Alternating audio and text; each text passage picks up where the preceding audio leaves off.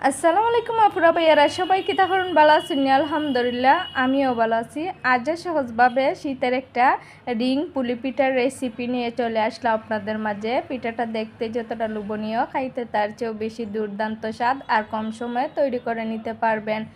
চলেন মূল রেসিপিতে চলে যায়। চিরা নিছি আর কালো তিল নিছি, তিলটাকে ভালো করে প্রসেসিং করে নিছি, আর চিনি নিছি।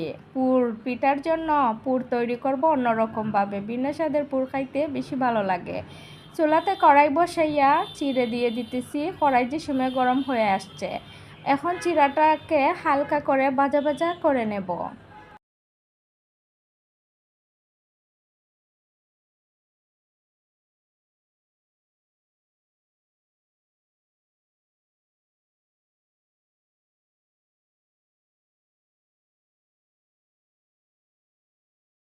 জিরাটা ভাজা হয়ে গেলে কড়াই থেকে উঠিয়ে দিয়ে দেব চিনি। চিনি একটু সামান্য পরিমাণ পানি দিয়ে দেব। দিয়ে আমি একটু সময় লাগিয়ে ক্যারামেল তৈরি করে নেব চিনির।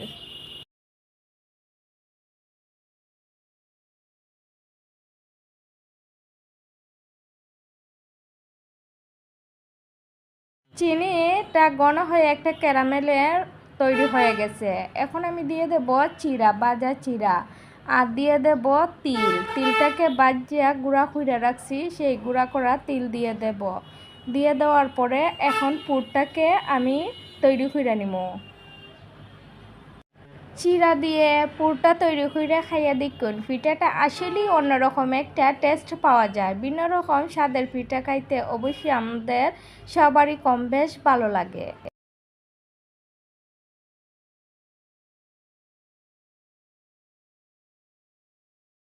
আমি চুলা থেকে পুরগুলো নামিয়ে নেব। নামিয়ে নেওয়ার পর চুলাতে পাতিল বসে পরিমাণ মতো পানি, স্বাদ অনুযায়ী লবণ দিয়ে দিছি। দেওয়ার পরে যখন পুরোপুরি পানিতে বলক চলে আসবে, তখনই দিয়ে দেব আতপ চাউলের শুকনা গুঁড়ি। আতপ চাউলের শুকনা গুঁড়ি দিয়ে একটা ব্যাটার তৈরি করে নেব। ব্যাটারটা কিভাবে তৈরি করে নিতেছি সেটা আপনাদেরকে দেখিয়ে দিতেছি। অবশ্যই আমরা যারা রান্না বান্না করি কম বেশ সব কিছুই পারি, আর এই ব্যাটারটাও তৈরি করতে পারি।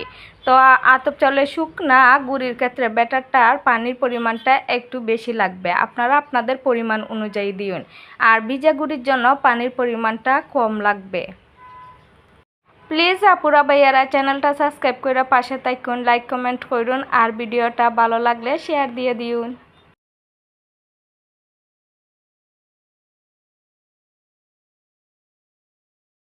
আমার ব্যাটারটা হয়ে গেছে। 2-3 সেকেন্ডের জন্য অবশ্যই ঢাকনা দিয়ে ঢেকে রাখবেন। রাখার পরে এখন আমি তালে নিয়ে নিছি গরম অবস্থায়। নেওয়ার পরে হাতে ঠান্ডা পানি লাগিয়ে ব্যাটারটাকে ভালো করে মতে নেব।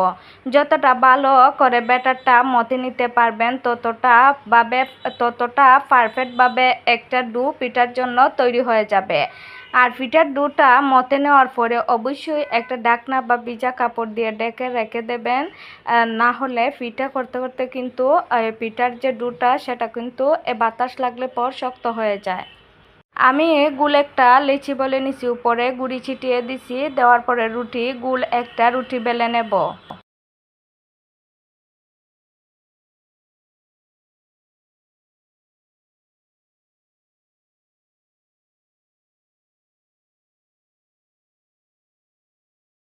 আমার রুটি বেলা নেওয়া হয়েছে। এখন আমি বুয়ামের একটা মুকলা দিয়ে রুটিটাকে ছোটো সাইজ করে গুল করে নেব। রুটিটা কতটুকু পাতলা বা গাঢ় রাখছি সেটা আপনাদেরকে দেখিয়ে দিলাম। পিঠার জন্য আরেকটা গোল রুটি বেলে নেব আমি।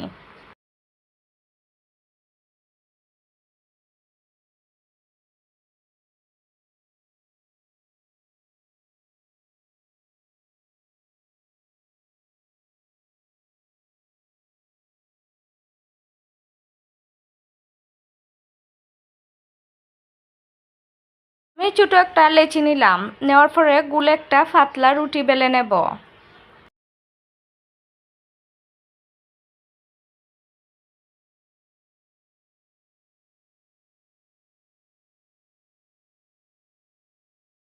আমি ছোটো ছোটো করে আবারও রুটি কেটে নেব।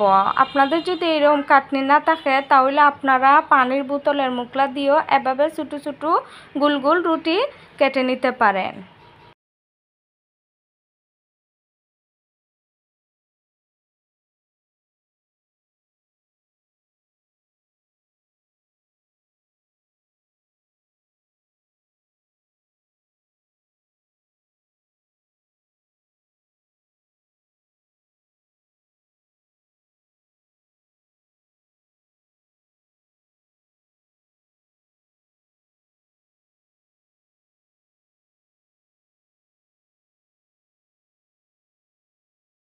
আমার রুটি কাটা শেষ হয়ে গেছে।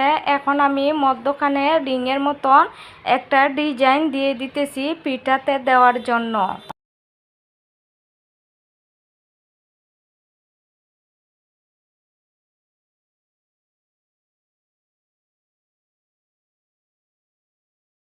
আমি পিঠার মধ্যে এখন তিলের পুরটা দিয়ে দেব। দিয়ে দেওয়ার পরে আটা দিয়ে একটা পেস্ট তৈরি করছি, সেই পেস্টটা পিঠার সাইডে লাগিয়ে দেব। আটার কাজ করবে, পিঠাটা ভাজার সময় ছুটে যাবে না।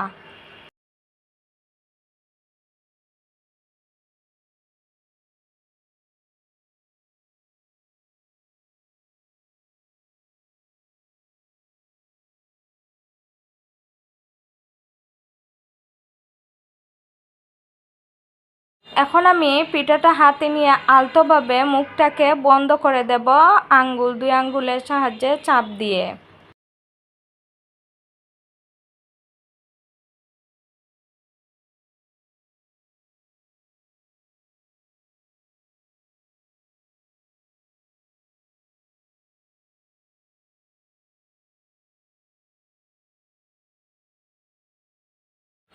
আমি পিঠার সাইডে আটার যে পেস্টটা তৈরি করছিলাম সেটা লাগিয়ে দিতেছি।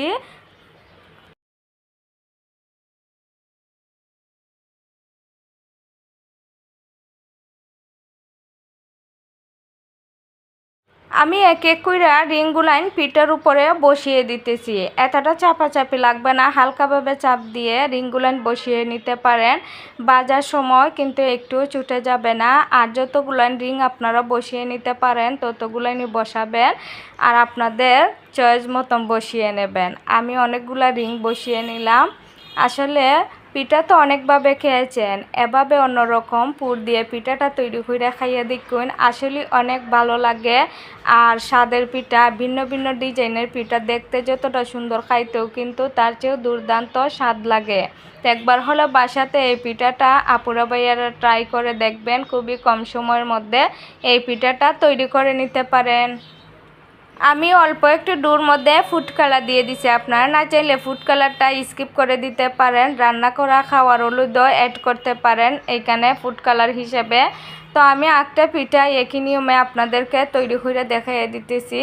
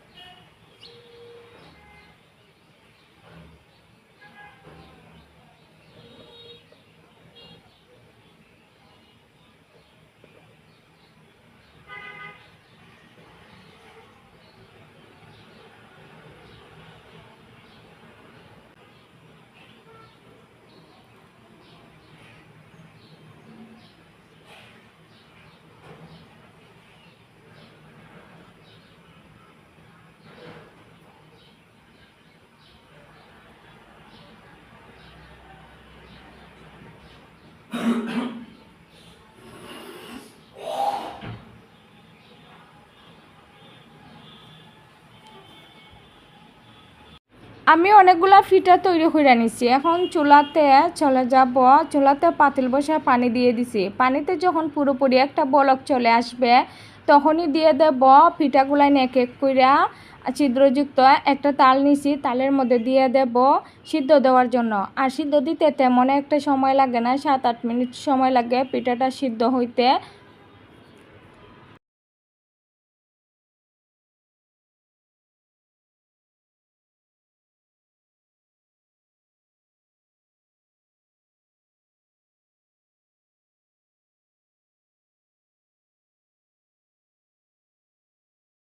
সব পিঠা দেওয়া হয়ে গেছে। এখন আমি ডাকনাটা দিয়ে দেব। ডাকনা না দিলে পিঠার যে ফাপটা সেটা বের হয়ে যাবে, পিঠাটা কিন্তু সিদ্ধ হবে না।